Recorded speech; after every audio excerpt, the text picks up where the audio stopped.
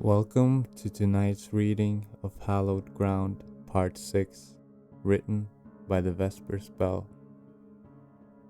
My astral trip to the underworld was a turning point in my life, more so than anything else that came before.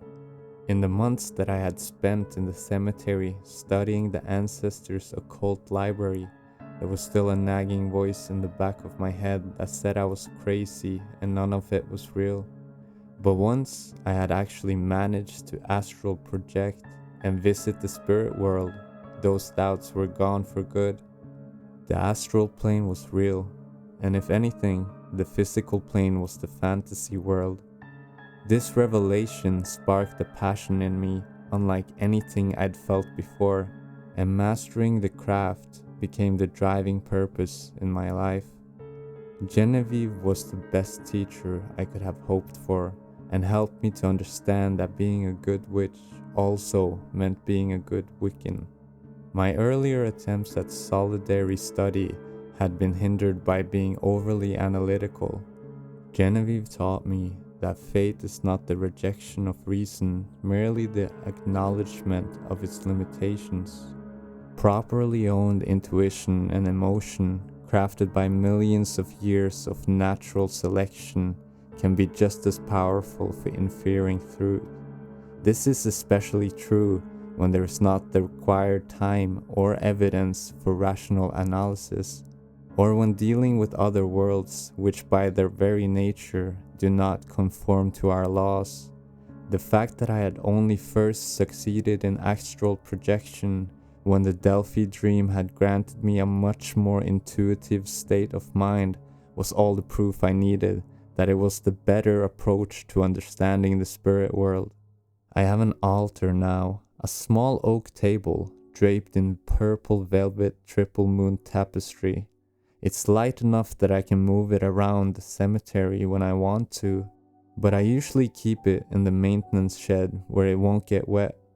On it, I have candles for fire, incense for air, salt and gemstones for earth, and a filled chalice for water.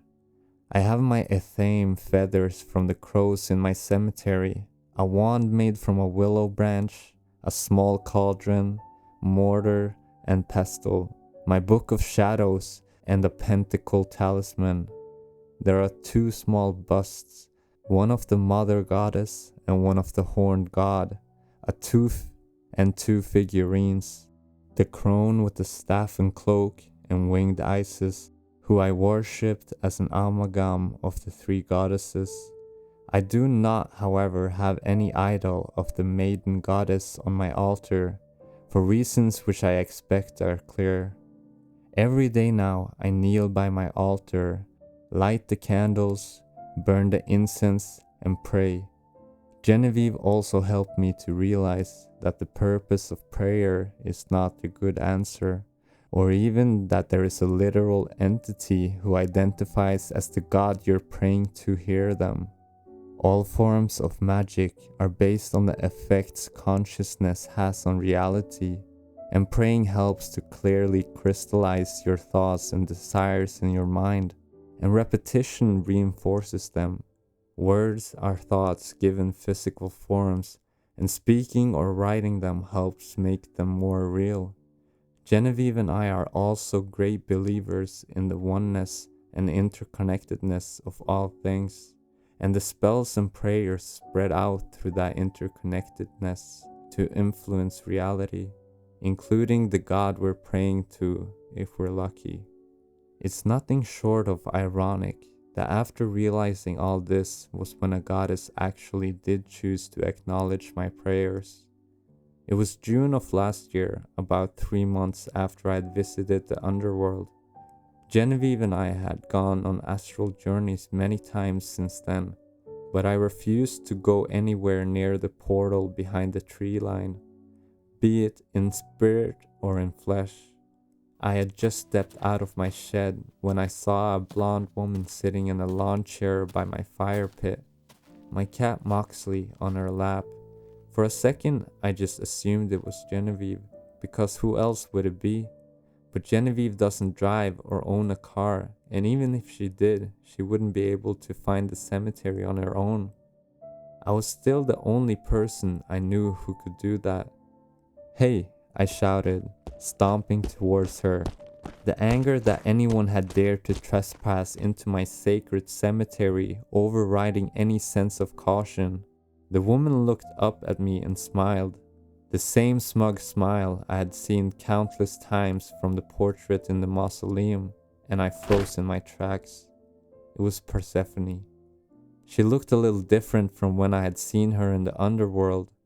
Her skin was sun-kissed, her hair crowned in a coronet of actual flowers instead of gemstones, and she was now clad in only a gossamer summer dress. "Hey to you too," she smirked, gently stroking Moxley's fur. "How's your summer been?" "Mine's been dreadfully dull, but all my summers are like that. I miss my kingdom. I miss my king.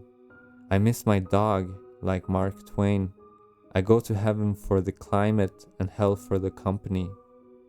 "Dread Persephone," I murmured softly as I bowed in obligatory reverence to her, terrified at what she might be planning on doing. "Actually, fairest Persephone is fine now, given the season," she assured me, "though I do appreciate the reminder of my proper honorific." "How are you here?" I asked, bewildered. From everything I thought, I understood about the Elderkin. They shouldn't be able to cross the veil except at liminal times and places. Reverse astral projection, let's call it. My astral form is in the Summerland, but I'm projecting my mind into a rudimentary physical body I made from ambient matter, she said nonchalantly. "It's hard even with a weakened veil, and I could have just projected an image into your mind had I just wanted to talk. But I thought I should pay this nexus of mine a visit. Even after all this time, it really is quite charming. I can see why you love it so much. Come now, don't you stand there, sit by my side, and we'll talk a bit. I think it would be good for us to talk here, instead of in the far more formal setting of my court, don't you?" I nodded and sat down in the chair adjacent to her. It was a rare opportunity to actually be able to converse with the deity, and I wasn't going to waste it. "Are you what Genevieve thinks you are?" I asked curiously. "An emanation of a specific aspect from a panpsychic, pantheistic Braham oversoul." "Words, words, words," she chuckled. "I think the Sky Father said it best with, 'I am that what I am.' If it appeals to any lingering materialism you may still possess, you can think of the universe as a simulation and me as a mod. But that's still just a metaphor, and no more or less valid than the metaphors used by the most primitive shamans. But the answer to what I am will always be beyond your understanding." I nodded again and decided not to waste my limited time with her with any more metaphysics. "Then, explain this to me then. Why can't you just let me have my friend back?" I asked, my voice cracking a bit as I did so. "I'm not arguing whether you have the authority to keep him. I'll admit that you do. But why do you care? I'm not even asking for him to be brought back to life. I just want his soul. What does one's soul mean to you?" She drew pensive, seemingly considering her response very carefully. "Identity is very important to my people, Samantha. Far more so than it is to mortals," she began. "The astral plane is far more malleable to thought than this world is, and thus our bodies are much more accurate reflections of our true nature. Before I was the queen of the underworld, I was nothing more than my mother's daughter. In her mind, and the minds of many others, she is the perfect mother and ideal of feminine authority. She is selfless to the point of self-destruction when need be, viewing her power solely as responsibility and never as privilege, incapable of being corrupted or deluded by it. She is the embodiment of pure compassion and lives only to care for others. But to live under such a benefactor can be smothering and infantilizing, and that was to be my fate for all eternity. I was her daughter to care for and dote over, and most of all to protect.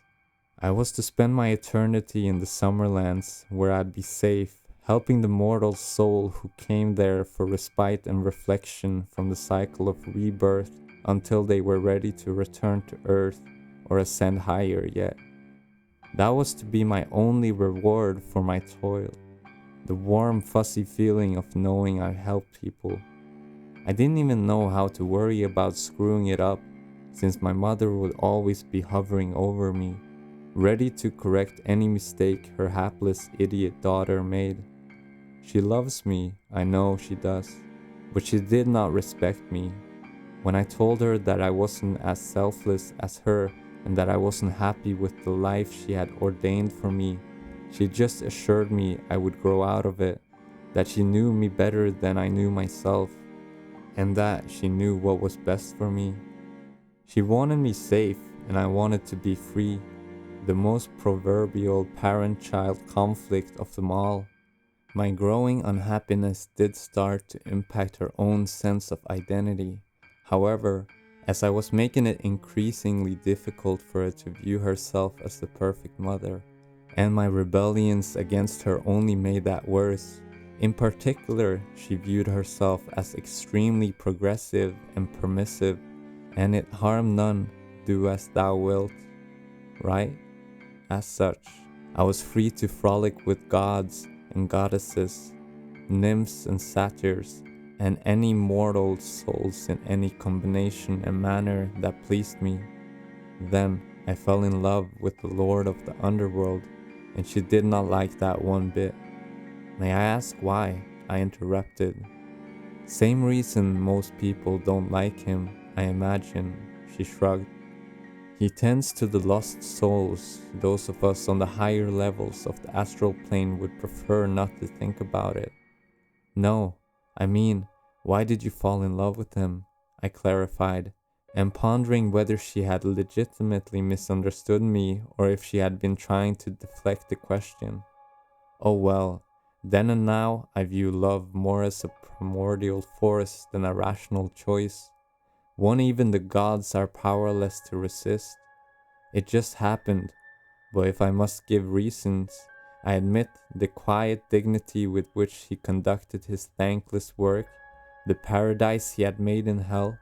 He also gave me something I could never get from my mother, respect. He never spoke down to me, always treated me as an adult and equal. I respected him in turn, and I was willing to become his queen and aid him in his work, which I deemed far more rewarding than playing guidance counselor to the blessed souls of the Summerland. My mother, of course, was devastated at my choice to spend eternity in the gloomy underworld with its lost souls.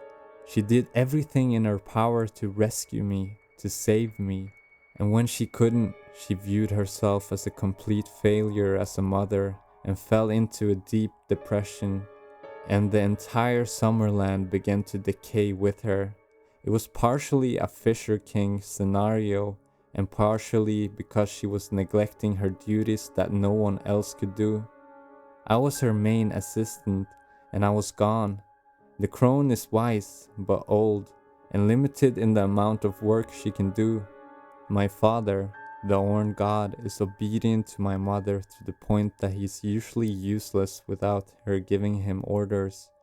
But like all my people, his identity is essential to his existence, and his identity is that of the ideal son, lover, and father, willing to do anything to protect and provide for his family, even die. So that's what he did. It's hard to describe what he did in literal terms, but he made a sacrifice that saved the Summerland, but simultaneously made him unworthy of it. He descended to the underworld. I hadn't quite realized things had gotten that bad without me, that my mother couldn't be the mother without me as the maiden. I hated being the maiden though, and I loved being queen of the underworld. But how could I, in good conscience, keep my throne, knowing that my mother, already in the grip of crippling depression, had just lost her beloved consort because she couldn't attend to her duties? The astral plane needed both the Summerland and the underworld, and the Summerland needed the maiden goddess, but the underworld could survive without a queen. If I were as selfless as my mother, I would have returned to the Summerland forever, but I'm not, so I didn't. Instead, I proposed a compromise. I would not forsake my identity as the maiden goddess, but nor would I forsake my preferred identity as the queen of the underworld.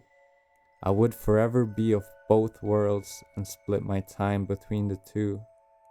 My mother accepted these terms, and I returned to the Summerland, with me by my mother's side. It was healed enough that what my father had sacrificed could be restored to him, and he was resurrected come spring. My mother still doesn't really approve of my life choices, but she accepts them.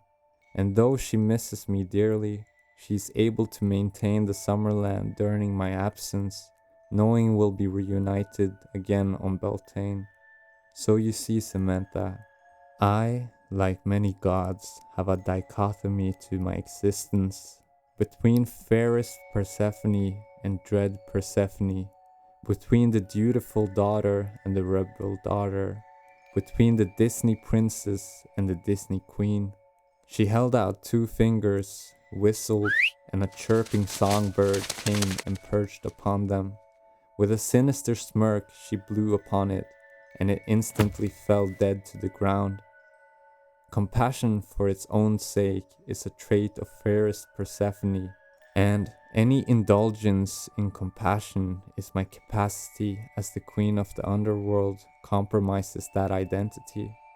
My preferred identity, the one I made for myself and I will maintain until the end of time, no matter what the cost.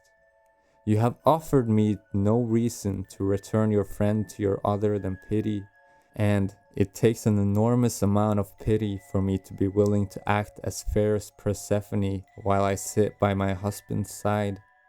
Don't get me wrong, it is sweet that you care about your friend this much, but you're no Orpheus mourning for Eurydice.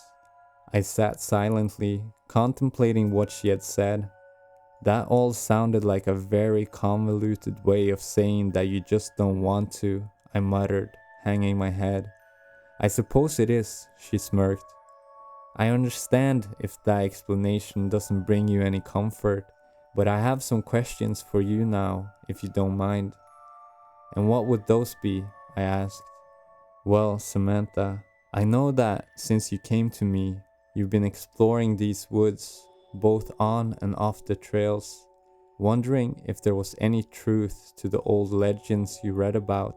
She replied, You found the Green Man, didn't you? The Green Man is a nature spirit that resides in and watches over Harwick Woods. He usually takes the form of a tall, sylvan satyr. With my clairvoyance, he wasn't hard to find once I started looking. I admitted, not seeing any point in lying, even though I suspected I knew where she was going with this. How could you not? He'd be very hard for someone like you to miss, she noted. And being a devotee of my father, he would have been all too eager to aid a witch. I can only imagine the first thing you would have asked him was how to help your friend, and I'm sure his first suggestion was to make him your spirit animal. That way, he'd be anchored to you and unable to descend back to the underworld, and in your service, he might even be able to rack up enough karma to ascend to the Summerland someday. Am I wrong? I sighed, but gave a reciting nod. That's exactly what he had told me. But as much as I miss your friend, you haven't tried anything yet, she went on. I assume then that you're waiting until Halloween, when the whale is weakest and when I, hopefully, am distracted by my welcome home party. I've come here to tell you that's not going to work, Samantha. I made my decision. I know what you're up to, and I will not be made a fool of. I admire your persistence, really, I do. But do not think of an instant that you can defy me. You think that just because you read some old grimoires, walked across the plains, and danced naked around a bonfire with your little girlfriend, that you're an all-powerful witch. You are a dabbler, and any expertise you think you may possess is pure Dunning-Kruger effect. You don't have the slightest idea how much you don't know, how much you cannot understand. If you try to trick me or steal from me, you will fail, and, for reasons I've already explained, I will not be merciful. This is not a threat. This is a warning. I like you, and I don't want to have to punish you, but I will if you attempt to circumvent my ruling. If you really want me to release him to you as a familiar, continue to study your craft until you're advanced enough that you can actually offer me something worthy in exchange. I believe you have that in you, Samantha, and it's something I'd actually be willing to agree to. Well, I don't think I'll be willing to agree to a deal on your terms, knowing what I know about you, I said adamantly. I don't want to be your subject. I don't want to end up in your underworld, and I sure as hell don't want to condemn any innocent descendants I may have to that fate. But you're not God with a capital G. You're not all-powerful or even supremely powerful, and you're not the sole arbiter of the fate of mortal souls. I'm not afraid of you. I'm not giving in to you, and if I do save my friend, it will be on my terms, not yours. Go to hell now, please. I grimaced as she picked up Moxley and held him to her face, presumably contemplating killing him just to punish me for my outburst. You're lucky it's summer and you're cute, she told him, before setting him down on the ground. She then looked up at me with pity. Pity that I knew I would not receive should I cross her while she was not under her mother's thumb. If you ever change your mind about that, just holler, and I swear I won't hold anything against you, she assured me, before dissipating into a spray of mist.